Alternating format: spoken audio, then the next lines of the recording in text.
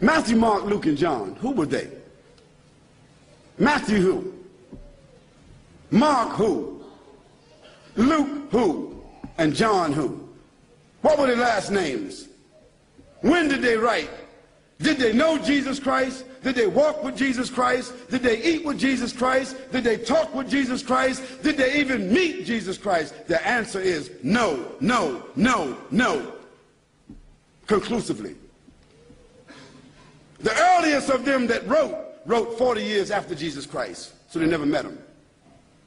The last of them wrote 80 years after Jesus Christ, never met him. The other thing is, all of them seem to have written the gospel according to. Now, when you write a letter, do you sign it according to? According to is the third party. If Joanne or Jackie or Bobby or Johnny told me something and I wrote it, I would say according to Joanne, Jackie, Bobby, or Ronnie, according to. But those four people would not write a letter and in front of it say Jackie according to Jackie and not even write her last name. Because if Jackie wrote me a check and only said Jackie, I couldn't cash it. And if I was a policeman and I stopped Jackie on the road and she had a license that only said Jackie, she's going to jail.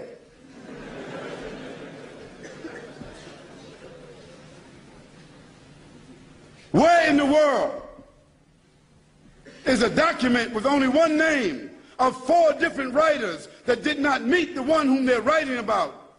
Where is that accepted in the whole world? Nowhere except in the Bible. And the church fathers and the church writers and the Christian historians, they all agree that perhaps those four writers themselves were only pen names. Because a writer would not write his first name according to. And there's a great amount of suspicion that the man called Paul, Saul of Tarsus, that because he wrote all the books from Acts all the way to the end of the New Testament, how many books is that? How many? 16, 15, 17, 19? All the books of Acts on, Colossians, Ephesians, Corinthians, Romans, Galatians, all of those books are written by whom? Paul, Saul of Tarsus, another man who never walked, who never talked, who never met, who never ate, who never prayed, who never knew Jesus Christ. Isn't that something?